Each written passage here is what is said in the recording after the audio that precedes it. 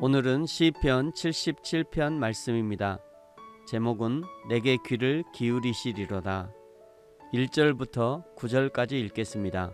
내가 내 음성으로 하나님께 부르짖으리니 내 음성으로 하나님께 부르짖으면 내게 귀를 기울이시리로다. 나의 환난 날에 내가 주를 찾았으며 밤에는 내 손을 들고 고두지 아니하였나니 내 영혼이 위로받기를 거절하였도다. 내가 하나님을 기억하고 불안하여 근심하니 내 심령이 상하도다. 셀라. 주께서 내가 눈을 붙이지 못하게 하시니 내가 괴로워 말할 수 없나이다.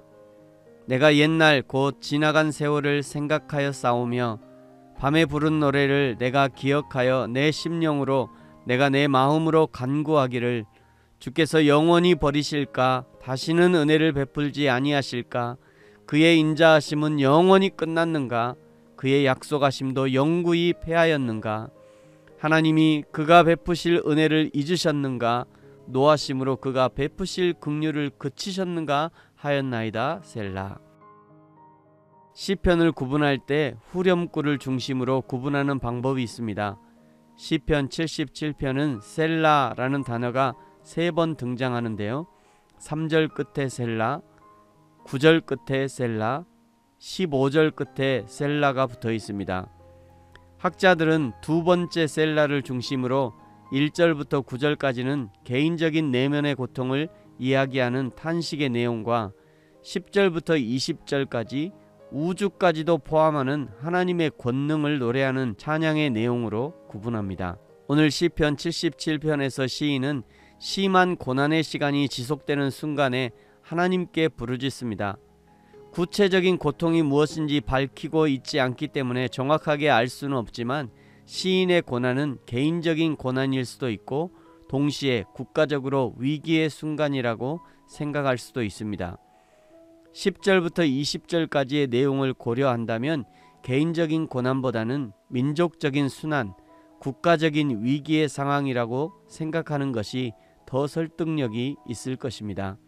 테이트라는 신학자가 이 시편의 제목을 하나님께서 자기 백성을 영원히 버리실 것인가로 정할 정도로 시편 77편은 선택받은 백성인 이스라엘 민족이 하나님께 던지는 질문을 담고 있다고 할 수 있습니다. 7절부터 9절까지는 바로 이러한 질문의 핵심이라고 할 수 있죠. 7절 주께서 영원히 버리실까? 다시는 은혜를 베풀지 아니하실까? 8절 그의 인자하심은 영원히 끝났는가? 그의 약속하심은 영구히 패하였는가? 9절 하나님이 그가 베푸실 은혜를 잊으셨는가? 노하심으로 그가 베푸실 긍휼을 그치셨는가 하였나이다. 셀라. 이 질문은 현재 어려움을 겪고 있는 이스라엘 사람들이 하나님께 부르짖고 간구하면서 마음속으로 던지는 질문이라고 할 수 있습니다. 과거에 하나님은 우리를 보살펴 주셨는데 우리 조상들은 하나님의 인도하심으로 커다란 위기의 상황에서 건짐을 받았는데 지금 우리의 상황에서 하나님은 왜 우리를 건져주지 않으실까? 하나님께서는 영원히 우리를 버리실 것인가? 과거에 베푸셨던 은혜를 베풀지 아니하실까? 하나님의 인자하심은 더 이상 우리에게 적용되지 않는 것일까?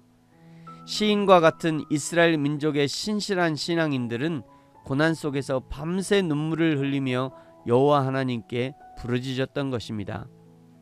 우리도 늘 이런 질문 속에 살지요. 이전에 하나님은 나의 기도에 응답하시고 하나님의 놀라운 은혜를 베풀어 주셨는데 지금 오늘은 왜 응답하지 않으시는가? 이제 하나님의 은혜는 끝난 것인가? 불안과 근심으로 인해 상한 심령을 갖고 간구하던 시인은 5절과 6절에서 옛날 과거에 여호와 하나님께서 이스라엘 민족에게 보여주셨던 구원의 역사를 기억하고 떠올립니다. 5절 옛날 곧 지나간 세월을 생각하여 싸우며 6절 밤에 불렀던 구원의 노래를 기억합니다. 그런데 과거의 구원의 역사를 생각하면 생각할수록 오늘의 상황이 너무나 비참하기 때문에 7절부터 9절까지의 질문이 더 우리의 마음을 슬프게 하는 것입니다. 10절과 11절을 거치면서 시인의 마음은 탄식에서 찬양으로 바뀌는 것을 보게 됩니다. 10절에 탄식하죠. 나의 잘못이라. 11절 주께서 옛적에 행하신 기이한 일을 기억하리라. 하나님께서 과거에 그러했던 것처럼 오늘 이 시간에 어려움에 처한 당신의 백성들을 구원해 달라고 요청하고 있는 것이죠.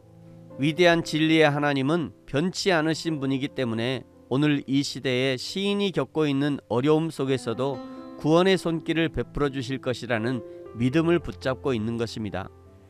사랑하는 성도 여러분, 저와 여러분은 오늘 무엇을 붙잡고 계십니까?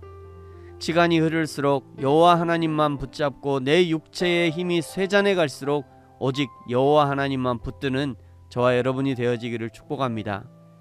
13절부터 18절까지 하나님의 거룩하심, 자비하심, 유일하심, 전능하심을 찬양하면서 곤고한 영혼의 간구에 응답하시는 하나님을 노래합니다. 13절 하나님은 거룩하시고 위대하십니다. 14절 기이한 일을 행하시는 하나님, 능력의 하나님. 15절 속량하시는 하나님. 16절 물들이 주를 두려워하고 기품도 진동합니다. 17절 구름이 물을 쏟고 궁창이 소리를 내고 주의 화살이 날아갑니다. 18절 우레소리가 있고 땅이 흔들리고 움직입니다. 19절 주의 길이 바다에 있고 주의 곧은 길이 큰 물에 있습니다. 그러면서 20절에 주의 백성을 양떼같이 모세와 아론의 손으로 인도하셨나이다 하고 결론 짓고 있습니다. 전반부에서는 하나님이 더 이상 우리를 지키시지 않는가 하고 울부짖던 시인이 후반절에서는 여전히 우리 하나님이 능력으로 함께 하심을 고백하고 있는 것이죠. 사랑하는 성도 여러분, 하나님은 지금도 여전히 변함없이 우리와 함께 하십니다. 때로 하나님이 함께 하심이 보이지 않을 수도 있지만 보이지 않는 것뿐이고 보지 못하는 것뿐이지 여호와 하나님의 능력은 지금도 우리와 함께 계시는 것이죠. 그러므로 우리는 슬퍼하거나 좌절할 필요가 없습니다. 우리가 먼저 좌로나 우로나 치우치지 않는다면 여호와 하나님은 여전히 변함없이 그 자리에 늘 계시면서 우리를 지켜주시는 것이죠. 이 하나님과 함께 오늘도 변함없는 신앙의 삶, 믿음의 삶을 살아내는 저와 여러분이 되어지기를 예수님의 이름으로 축복합니다. 아멘. 기도하겠습니다. 하나님 아버지 감사합니다. 옛적에 은혜를 베푸셨던 하나님은 지금도 동일하게 우리 가운데 역사하시고 계시며 변함없이 우리의 삶을 인도하고 계심을 믿고 감사합니다. 이제 우리의 마음이 변치 않게 하시고 비록 오늘 하나님의 손이 보이지 않는 것 같다 할지라도 우리를 붙드시는 하나님의 손이 지금도 여전히 우리를 붙들고 계심을 믿게 하여 주옵소서.